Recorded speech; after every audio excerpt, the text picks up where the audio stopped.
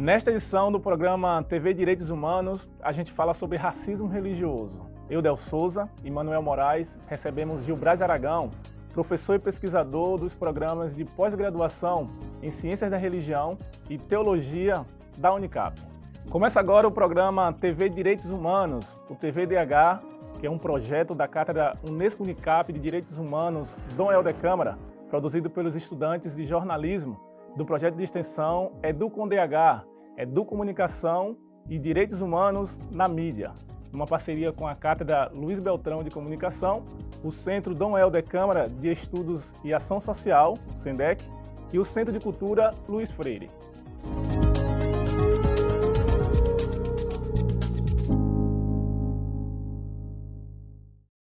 Os crimes praticados contra as pessoas que cultuam determinadas religiões tiveram um aumento de 45% no Brasil nos últimos 2 anos. Os dados são de uma pesquisa coordenada pela Rede Nacional de Religiões Afro-Brasileiras. Os ataques mais frequentes são contra os cultos de matriz africana. Segundo a pesquisa, quase metade dos terreiros chegaram a registrar até 5 ataques.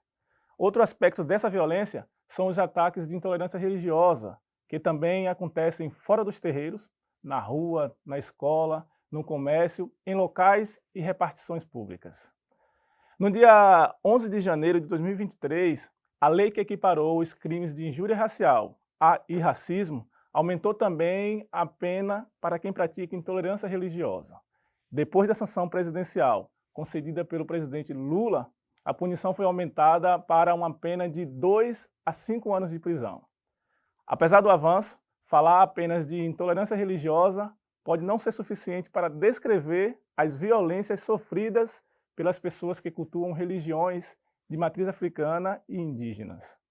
Alguns grupos, coletivos e lideranças negras e também indígenas têm apontado a necessidade de uma lei que trate diretamente do racismo religioso. Vamos conversar sobre isso.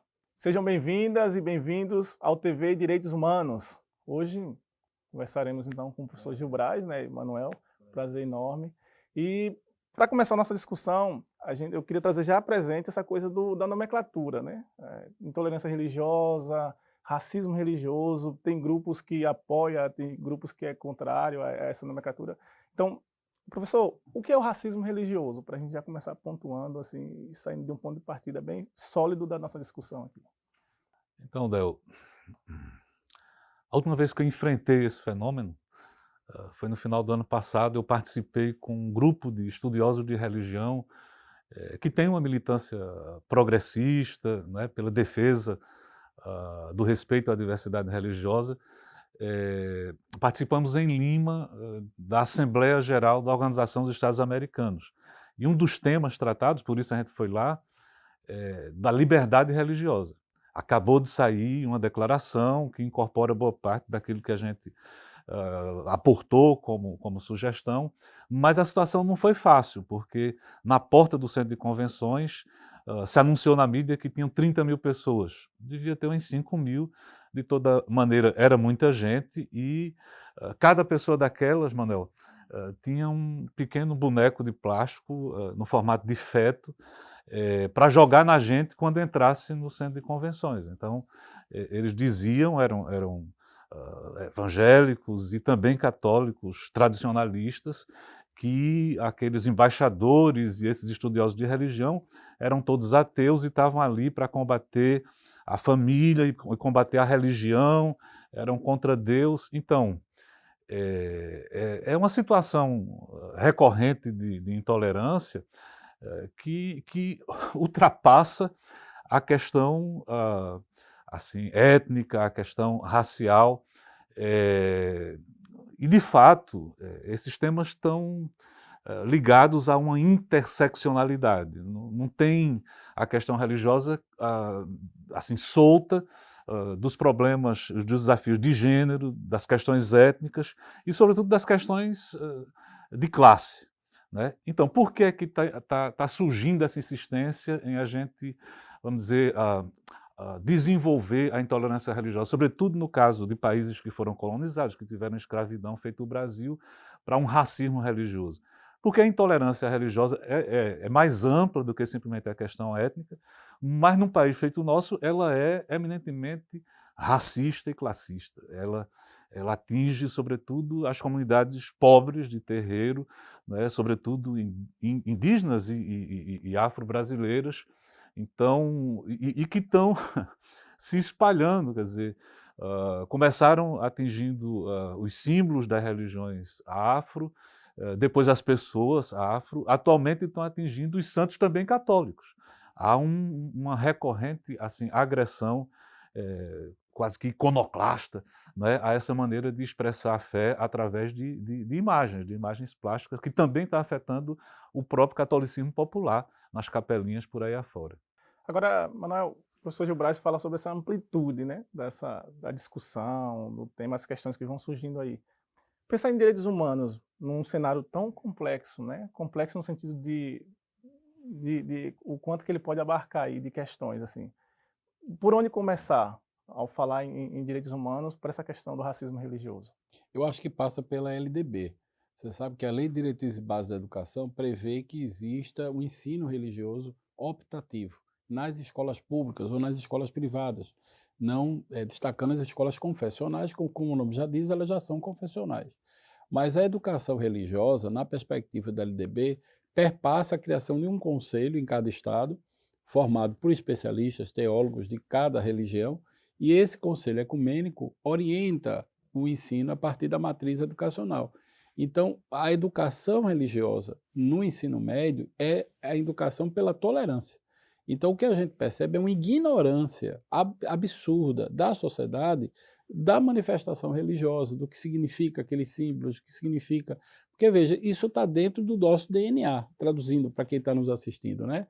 Não existe sociedade que não desenvolva religiões mística, uma cosmovisão sobre Deus, ou infinito, ou sobre os deuses que a pessoa cultua, ou que a sociedade cultua.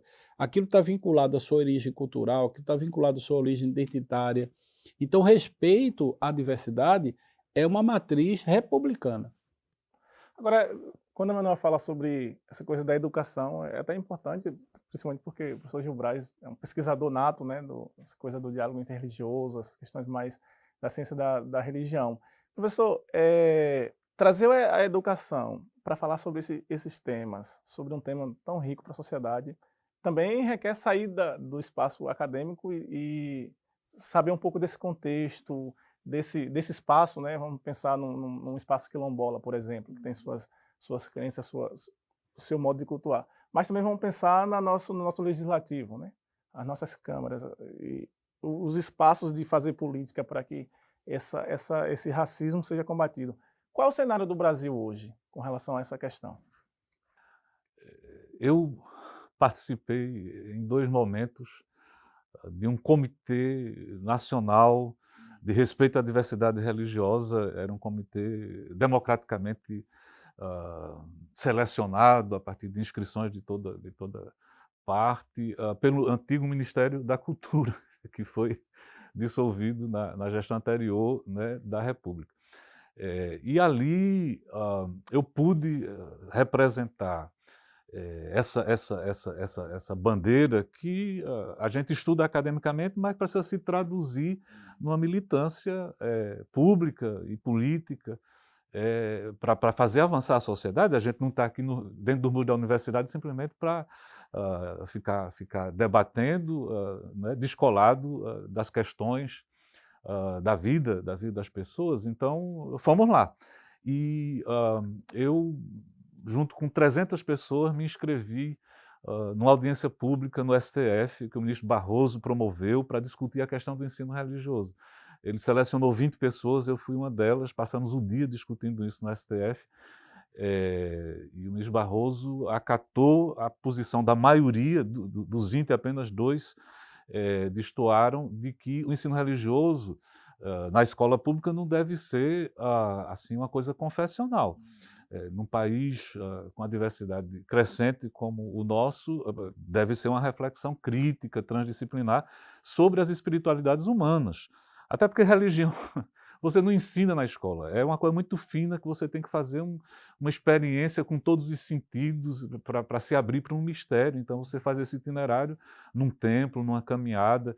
O que a escola pode fazer é refletir criticamente sobre isso, porque também essa mística pode se perverter e tornar um misticismo barato. Então, infelizmente, perdemos no STF. O ensino confessional foi declarado constitucional, mas ganhamos, a discussão valeu porque nós ganhamos depois no MEC. Se você pega hoje o que tem de legislação, principalmente a Base Nacional Curricular, sobre o ensino religioso, vai na direção do que a gente estudou e pleiteia, né? E ganhamos depois no Conselho Nacional de Educação, onde a formação dos professores de ensino religioso deve ser feita nas licenciaturas de Ciências da Religião. Quer dizer, aquilo que os estudiosos, de maneira histórica e comparada, desenvolvem sobre o sentido, né, do fenômeno religioso, deve ser traduzido em atividades pedagógicas, em projetos de pesquisa no chão da escola. Então, se você quer saber em termos de avanços assim de legislação e política, nós estamos bem no Brasil, né? No meio de todos os conflitos nós avançamos. Agora, isso precisa se traduzir em cada estado, porque cada estado é que administra o seu sistema de ensino, em acordos, em arranjos com políticas públicas e com esses conselhos consultivos formados pelas diversas religiões. Eu queria pedir só para a gente parar nessa coisa da política, né, da legislação, voltarmos a falar sobre isso no próximo bloco, porque eu acho que é uma questão que merece ter uma atenção maior, né, uma atenção especial. Então, no próximo bloco, a reportagem de Isadora Cavalcante vai mostrar a cartilha a respeito desse direito, esse direito de cultuar essa religião, essa cartilha que tem como tema Respeito é Sagrado, produzida por vereadoras negras do Recife. Voltamos em breve.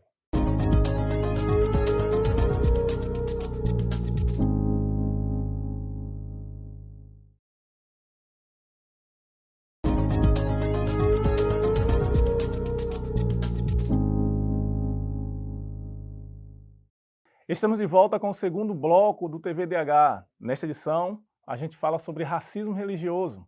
Eu e Manuel Moraes recebemos Gilbrás Aragão, professor e pesquisador das Ciências da Religião. Na reportagem que a gente vai ver agora, uma iniciativa de enfrentamento ao racismo religioso, que surge no Poder Legislativo, e a gente vai acompanhar então na matéria de Isadora Cavalcante. A cartilha Respeito ao Sagrado, criado pela mandata coletiva Pretas Juntas, vereadoras de Recife, do estado de Pernambuco, informam sobre a origem do racismo religioso no Brasil, o quantitativo de denúncias feitas atualmente e alerta para o respeito às religiões de matrizes africanas e indígenas.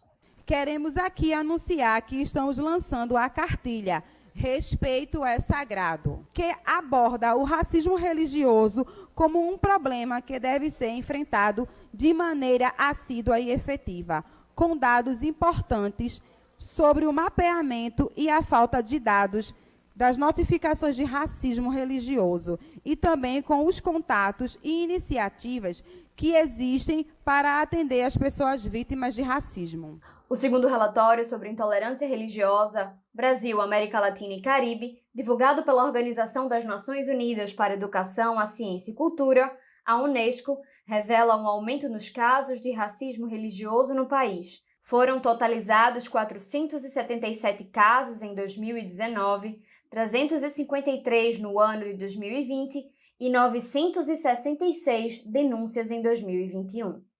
O documento também informa os desafios institucionais.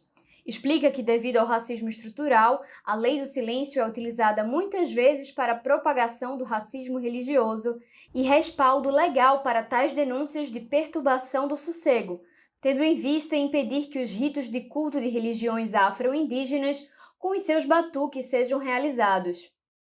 Em caso de violação do direito à liberdade de religião ou crença, denuncie.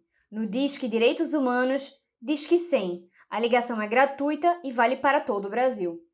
Então, eu queria parar ali naquele ponto que a gente falou sobre política, sobre legislação. Eu vou já trazer a pergunta para o Manuel, depois a gente volta para o professor Gilbrás. Por quê?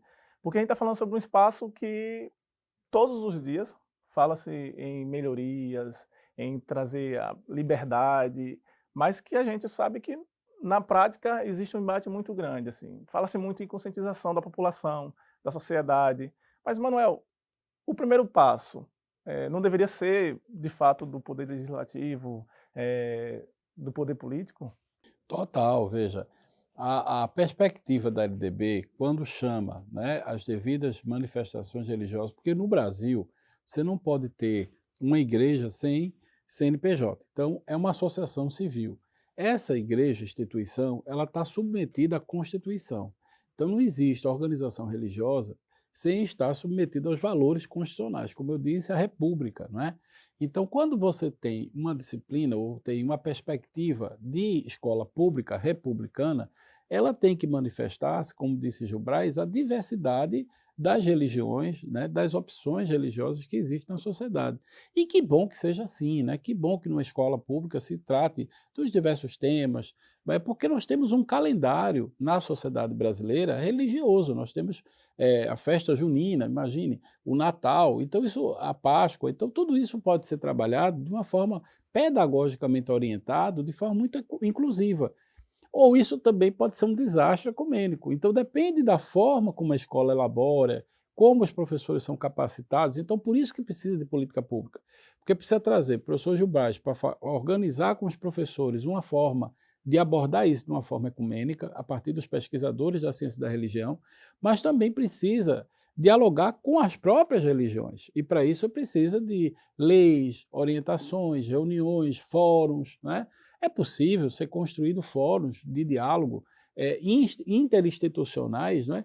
Porque a religião ela tem um papel estruturante na sociedade. Você não pode imaginar que você vai avançar em qualquer política pública sem dialogar. Só para terminar, lembre-se que Paulo Freire, o movimento de cultura popular, dialogava com os terreiros. Dom Helder, quando monta a Operação Esperança, dialogava com as diversas religiões, inclusive povo de terreiro. Então, quem avança na perspectiva do bem maior, que é a sociedade, dialoga.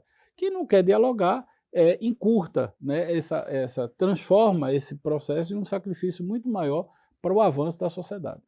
Inclusive, Manuel, essa coisa do diálogo, ela tem ficado cada vez mais difícil de acontecer, principalmente pelo esse avanço das religiões mais tradicionais, né? Então, e também perpassado pela questão da política, né? Então, a coisa dessa linha de política mais pensado para coisa mais fascista, vamos dizer assim, essa coisa do combatente tem dificultado esse diálogo.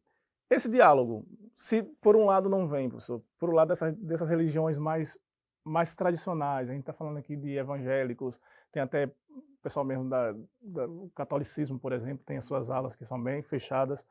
Se por esse lado não vem, como é que esses povos, como é que os indígenas vê essa possibilidade de dialogar hoje ou futuramente com essas outras religiões?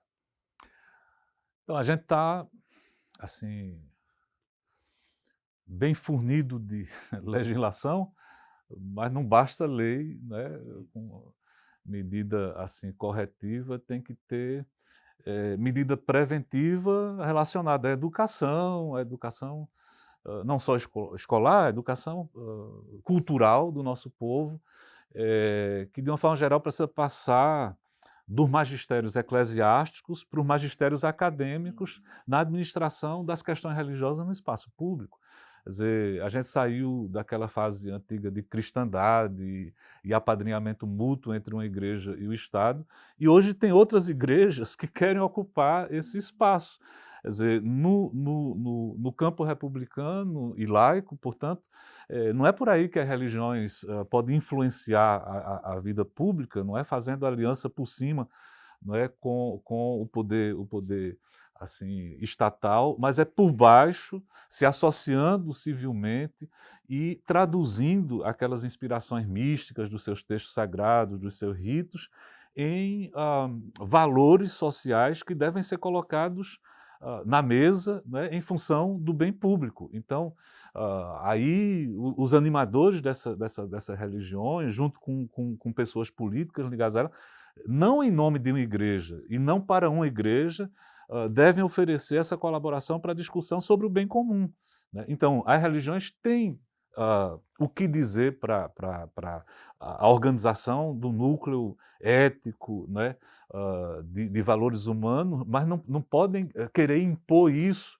né? E veja, se o ensino religioso foi pautado em formas mais democráticas e com respeito à diversidade, tem hoje grupos políticos evangélicos e também católicos, como você disse, tradicionalistas, que dizem, não, se é assim, vamos eliminar o ensino religioso, porque como ficou em respeito, né, a antiga versão do ensino religioso, essa história de a família optar se quer ou não ensino religioso, por uma objeção de consciência, no modelo antigo, confessional, fazia sentido. Hoje em dia não se pergunta se a família quer que o menino estude português ou matemática, porque se pergunta se ele quer estudar as questões culturais e religiosas. Não faz sentido, mas é um rescaldo, né, das antigas legislações que tem que ser transformado. Mas aí tem grupos políticos em alguns estágios dizendo, nem pergunte, marque não na hora de fazer a matrícula do menino e se elimina sem mais esse ensino religioso crítico. Outros grupos têm inventado uma história de capelania, então dão uma formação para os seus pastores ocuparem uma seleção que os políticos inventam de botar capelães. E os capelães não vão fazer o ensino religioso, onde as religiões entram como vivências, como experimentações, mas para serem analisadas criticamente. Não, eles vão lá para poder criarem colônias bíblicas nas férias, então ocupam a escola para poder transmitir a versão da sua igreja. Isso é contra a lei, mas está sendo feito. Então, de fato, você tem razão, a gente precisa de ajustes, né, no campo político para poder continuar avançando nessa visão de respeito à diversidade, que alguns antigamente, assim, na tradição judaico-cristã, associavam a um pecado original. Tem muitas tradições espirituais por conta, né, da Babel que resultou de a gente querer ser como Deus, de a gente ter pecado. Não, isso é projeção historiográfica de um mito que tem sua verdade, mas não pode ser historicizado. Na história, nós já surgimos plurais. O que tem de mais comum na humanidade é a sua diversidade.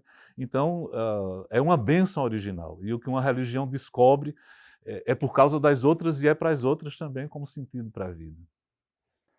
No próximo bloco, a opinião de quem está nas ruas. É o quadro Fala Povo. Voltamos já.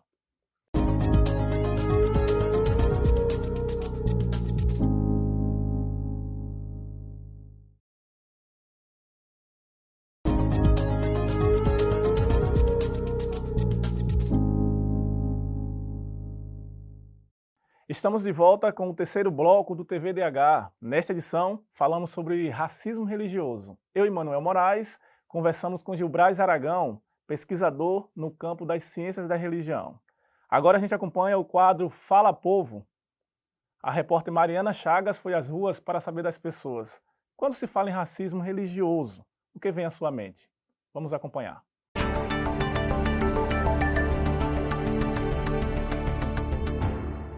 O racismo religioso pode assumir muitas formas diferentes, desde a recusa de emprego ou moradia até a violência física. Pode incluir ataques verbais ou físicos às pessoas de determinada religião, bem como a disseminação de estereótipos e preconceitos negativos contra um grupo religioso específico.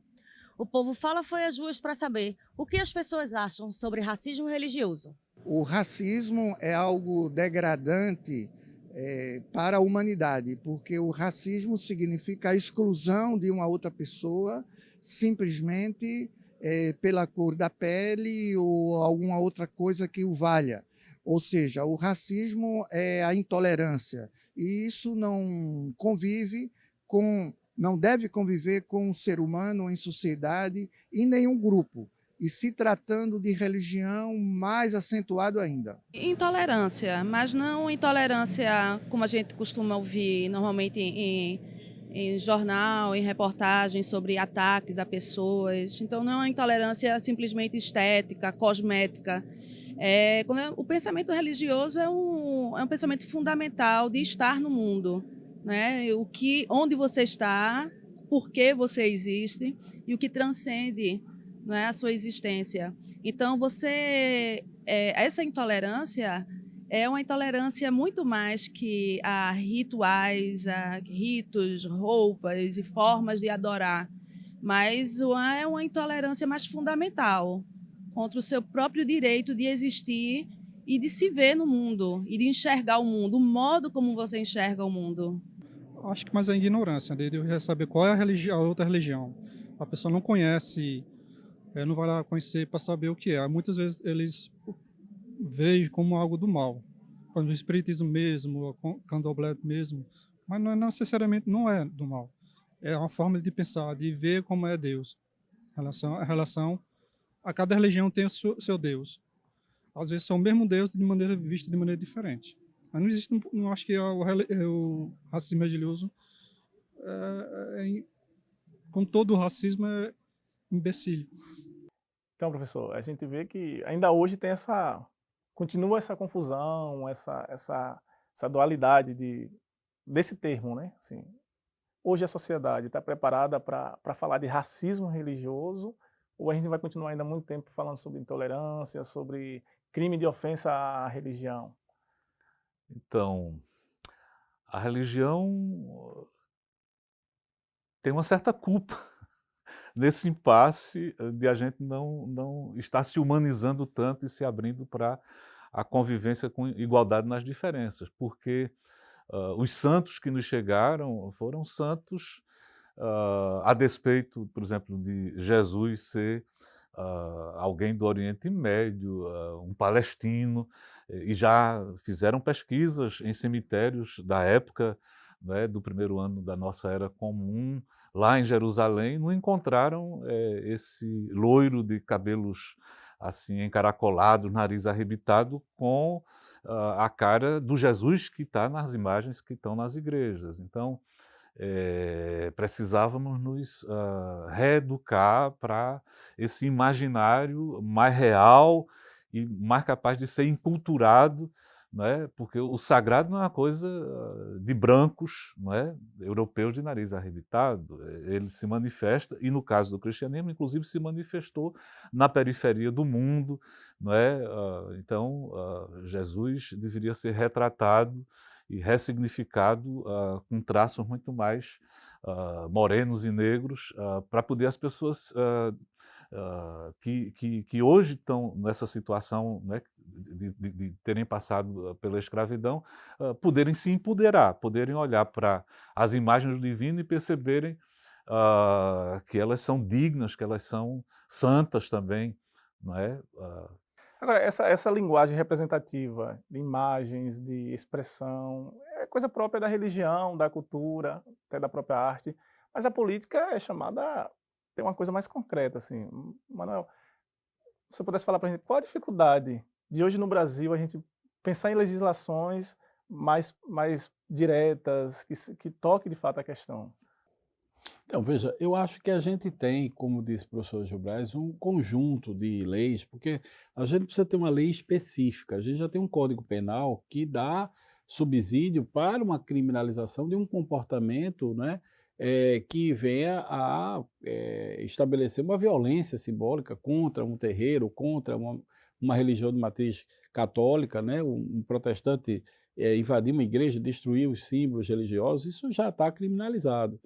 Agora, o que muitas vezes a gente pensa é na perspectiva punitivista e não na perspectiva educativa do direito, né, ou da sociedade. Então, quando a gente pensa a necessidade de uma educação de base, uma educação religiosa plural, ou mesmo ações preventivas que envolvam até o processo de redução de danos, né? Ou seja, você pode trabalhar medidas na comunidade de valorização desses personagens, né? Chamando esses atores para colaborarem às políticas públicas. Veja, agora mesmo na pandemia, né, nós tivemos terreiros que foram lugares de vacinação, nós tivemos escolas, igrejas, né, cristãs, católicas, protestantes, que os pastores auxiliaram, né, na medida do possível. Então, esse diálogo ele é permanente. No mundo existe esse desafio, não é local, não é só no Brasil que existe intolerância religiosa. O Gilbras mesmo testemunhou algo fora do Brasil. Então o fenômeno passa pela compreensão, que eu acho que está muito ligado a essa coisa das redes sociais, da forma como as pessoas encurtaram o diálogo com o outro, né? Então você encurta o diálogo com o outro, imagina o diferente, né? Então a gente precisa retomar esse lugar público, que é o espaço público, porque desde da Revolução Francesa para cá, o direito avança na garantia da autonomia, das autonomias. Então tudo que fere a autonomia, e a religião é uma questão de autonomia individual, de foro íntimo, mas também coletivo, afeta o direito, o Estado de Direito. Então eu acho que a sociedade pode ser mais, o Estado pode ser mais efetivo, não necessariamente prendendo, mas ocupando esse espaço de mediação do diálogo. No próximo bloco, temos o quadro Educar para os Direitos Humanos. É quando o nosso convidado Gilbrais Aragão e Manuel Moraes respondem uma pergunta feita por você. Voltamos daqui a pouco.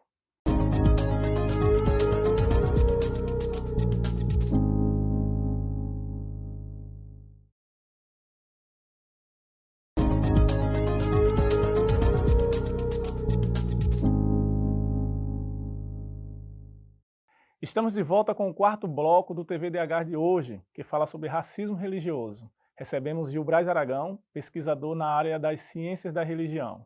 E agora chegou a hora de Gilbrais e Manuel, vocês responderem uma pergunta dos nossos telespectadores. É o quadro Educar para os Direitos Humanos, com o repórter Tiago Cavalcante.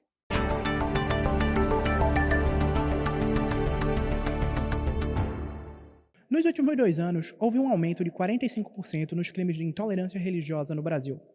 De acordo com a pesquisa da Rede Nacional de Religiões Afro-Brasileiras, os cultos de matriz africana são os que mais sofrem com essa violência.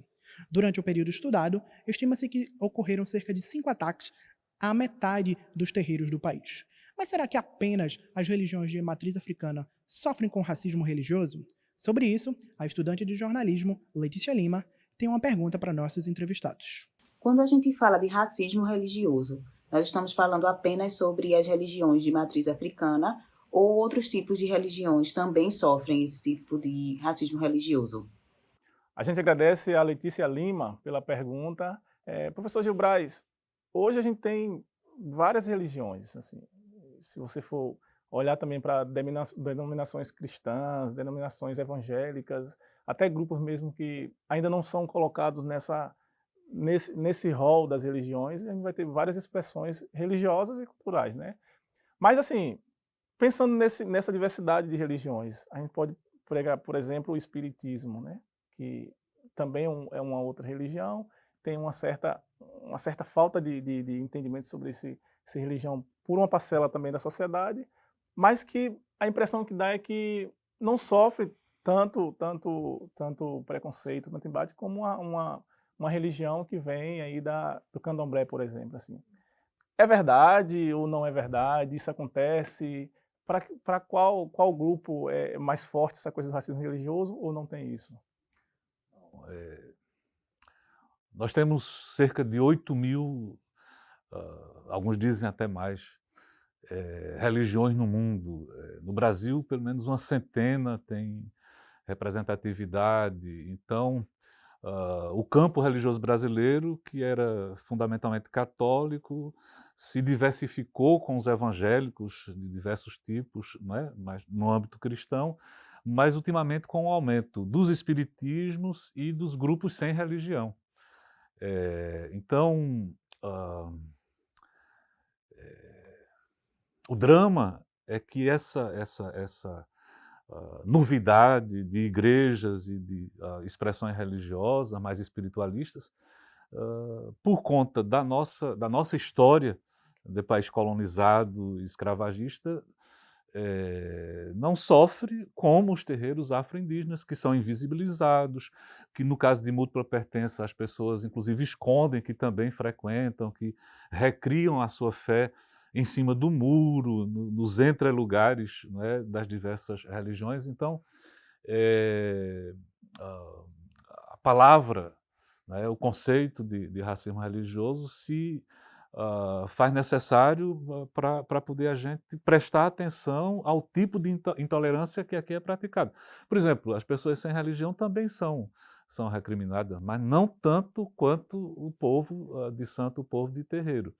Aqui, outro dia, o sistema de transporte metropolitano nos chamou o Observatório das Religiões aqui da Unicap, porque eles cansaram de chamar a polícia no terminal de Xambá, que foi construído, né, um terminal de ônibus foi construído ali no final da Avenida Norte, ao lado de um terreiro, que é um quilombo urbano muito antigo. E, sobretudo, dia de sexta-feira, quando o pessoal chegava vestido de branco para o culto, era recebido por evangélicos com a Bíblia, e não só com a Bíblia, com uma agressividade muito grande, e às vezes iam às vias de fato e precisava chamar a polícia.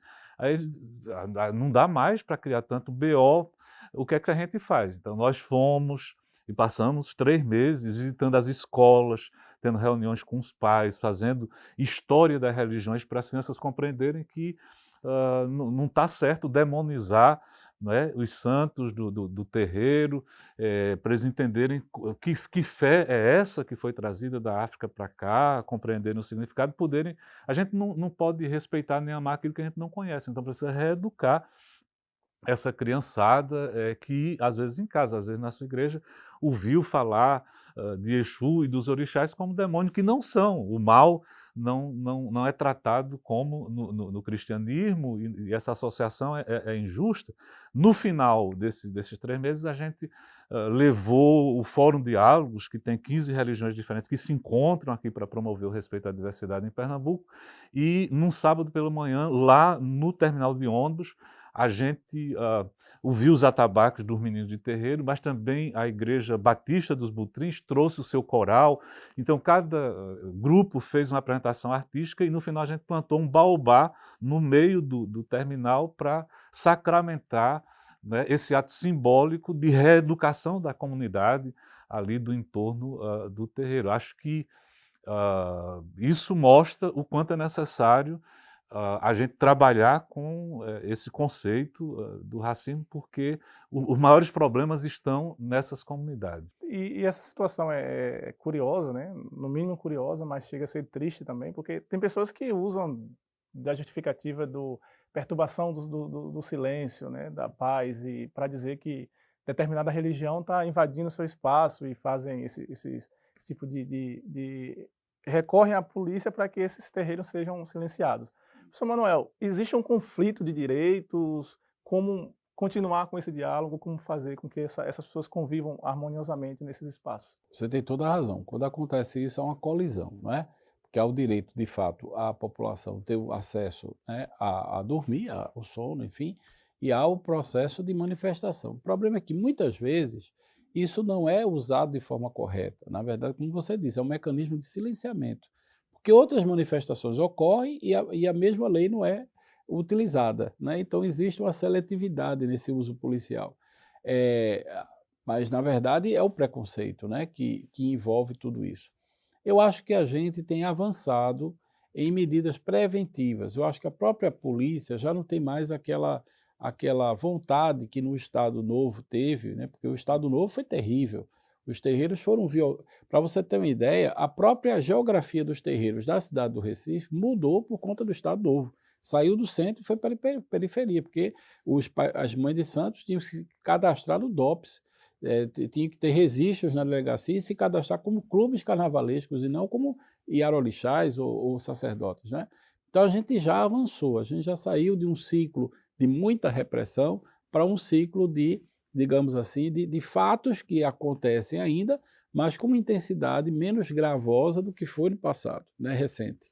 Agora, é grave porque qualquer que seja a violação, seja um terreiro ou uma igreja católica invadida e um santo ser quebrado, é uma violação absurda a um coletivo, veja. E para isso, eu acho que a instituição que deve ser chamada de imediato é o Ministério Público, que tem cumprido um papel importantíssimo. O Ministério Público tem uma Procuradoria de Defesa dos Direitos Humanos e que atua na perspectiva de fazer essa mediação. Depois do intervalo, temos o 5º e último bloco desta edição do TVDH. A gente volta já.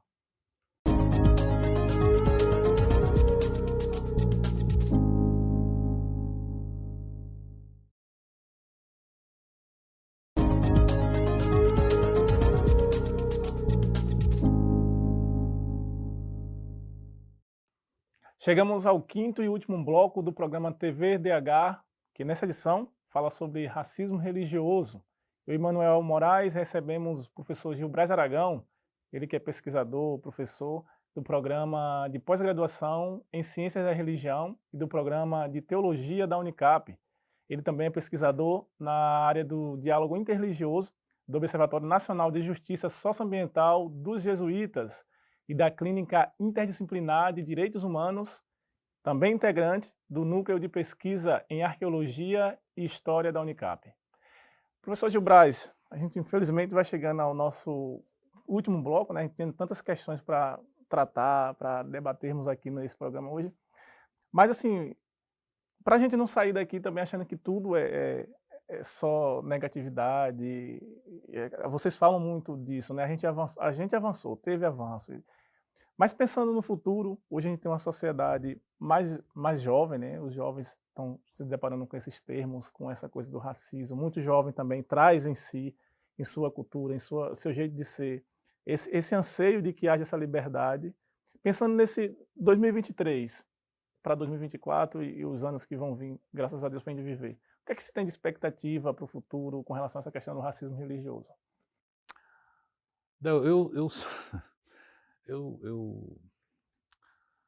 Nesse tempo chuvoso que está começando, essa semana eu vi 2, 3 vezes o arco-íris quando sai de Olinda. Então esse negócio de racismo e de colorismo e tal, eu acho que a gente precisa olhar mais para o céu. Aliás, Dom Helder Manuel dizia que os templos eles têm torres, têm assim, setas que apontam para o além. Se a gente ficar medindo o tamanho das torres para ver qual é o mais importante, qual é o maior, a gente vai perder o céu, vai perder as estrelas e o seu reflexo nos lagos, das montanhas e nos olhos uns dos outros. É uma passagem muito bonita que aponta para um ecumenismo, um macroecumenismo que Dom Helder nos deixou. E, pegando a deixa dele, de olhar para o céu, eu me inspiro muito nessa figura do arco-íris para pensar no encontro entre as religiões, porque se você olha assim, muito para o céu aberto, para o sol, você fica cego.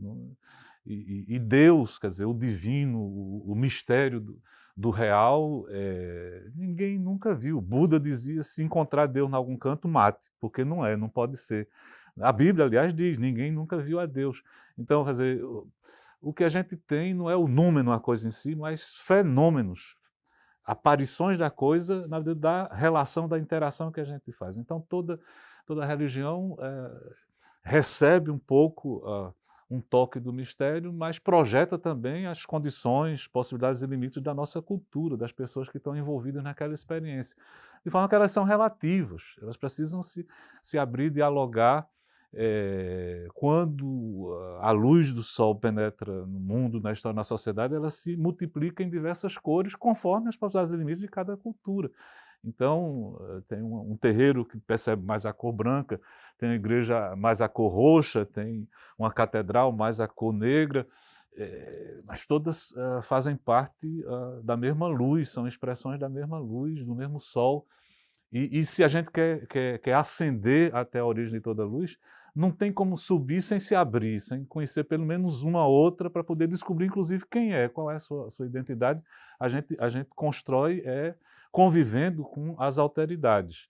Então, acho que por aí a gente deve sonhar juntos, né, essa possibilidade. Manuel, é bonito quando o professor Gilbras fala sobre sonho e fala sobre o que temos é luta, né? Luta e perspectiva de avançar. Pensar em direitos humanos é manter-se vigilante, mas um vigilante esperançoso. Rubem Alves diria que é um grande jardim, não é? Eu acho que o Gilbras trouxe foi isso, é um pouco a palavra de Rubem Alves, é um jardim.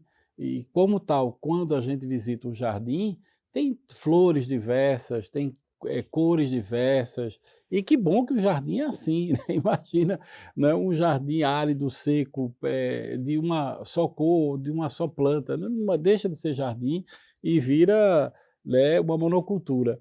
Então o que a gente quer é isso, é diversidade, essa diversidade no sentido da autonomia. Ter a dimensão mística como sendo uma experiência pessoal, rica, de profundo valor. mas também o respeito do outro até sua própria experiência religiosa, o valor que essa experiência traz para si e para a coletividade, né? Então eu acho que Dom Helder não é à toa que é o patrono da cátedra, né? Nos inspira a nossa ideia de um programa que passe e comunique para quem está nos assistindo que o bom é crer, e se crer com tolerância. A gente agradece ao professor Manuel Moraes mais uma vez aqui com a gente. Muito obrigado pelo espaço e estamos juntos. E professor Gil Braz. Obrigado, Del. Obrigado, Manuel. Prazer enorme. Estamos juntos.